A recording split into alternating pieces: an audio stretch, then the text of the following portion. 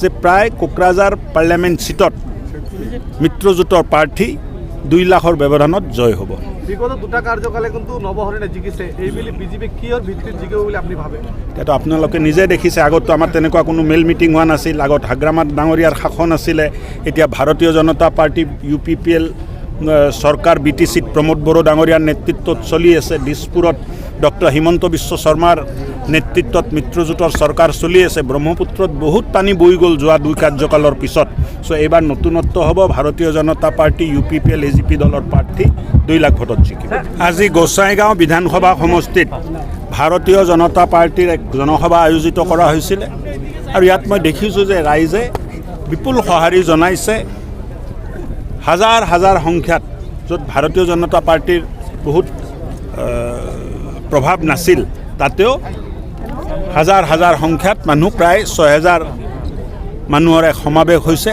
আমি উৎফুল্লিত আৰু অহা দিনবোৰত এই ৰাইজে প্ৰতিশ্ৰুতি দিছে আৰু আমাক সমৰ্থন দিছে যে ভাৰতীয় জনতা পাৰ্টি AGP UPPL দলৰ নেতৃত্বত এজন প্ৰাৰ্থী থাকিব, বিপুল ভোটেৰে জিকাব। আৰু আমাৰো বিশ্বাস হৈছে এতিয়া যে প্ৰায় কোকৰাঝাৰ পাৰ্লিয়ামেণ্ট সিটত মিত্ৰজোঁটৰ প্ৰাৰ্থী 2 লাখৰ ব্যৱধানত জয় হ'ব।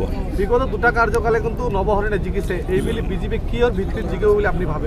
এতিয়াতো আপোনালোকে নিজে দেখিছে, আগততো আমাৰ তেনেকুৱা কোনো মেল মিটিং হোৱা নাছিল। আগত হাগ্ৰামাত ডাঙৰীয়াৰ শাসন আছিলে, এতিয়া ভাৰতীয় জনতা পাৰ্টি UPPL চৰকাৰ BTCত প্ৰমোদ বড়ো ডাঙৰীয়াৰ নেতৃত্বত চলি আছে। দিছপুৰত ডক্টৰ হিমন্ত বিশ্ব শৰ্মাৰ নেতৃত্বত মিত্ৰজোঁটৰ চৰকাৰ চলি আছে। ব্ৰহ্মপুত্ৰত বহুত পানী বৈ গ'ল যোৱা 2 কাৰ্যকালৰ পিছত।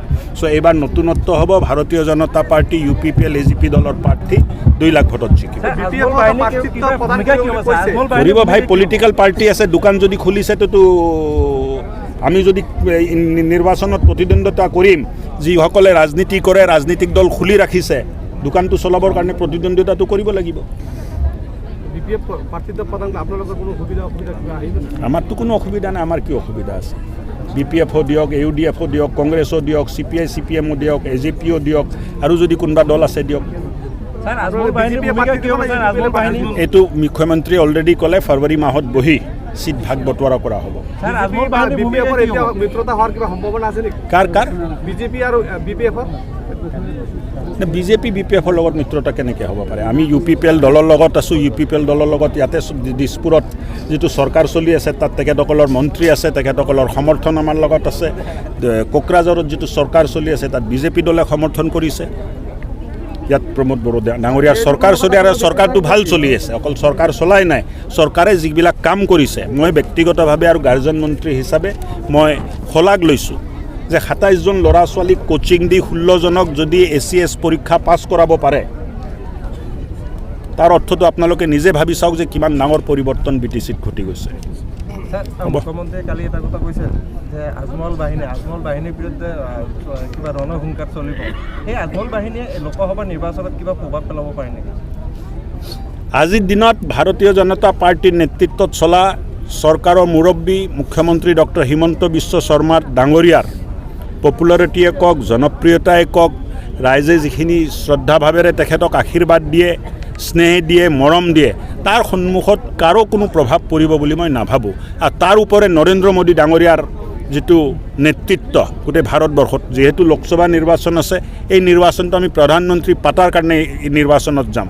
চ' প্ৰধানমন্ত্ৰী মোদীক আকৌ এবাৰ অসমৰ ৰাইজে, ভাৰতবৰ্ষৰ ৰাইজে প্ৰধানমন্ত্ৰী পাতাৰ কাৰণে নিৰ্বাচনত যাব। কাৰো লগত কোনো মানে দল প্ৰতিদ্বন্দ্বিতাত নাই। এইটো আপোনালোকে ভালকৈ বুজিছে। একেটা প্ৰশ্ন কিয় বাৰে বাৰে কৰি থাকে? গোসাইগাঁৱত ইতিমধ্যে এতিয়াও কেইবাটা ভঙা চিঙা কাঠৰ দলং আছে। ইতিমধ্যে 4টা দলঙৰ কথা কোৱা হৈছিলে, অলৰেডি DPR হৈছে। অহা দিনবোৰত টেণ্ডাৰ হ'ব।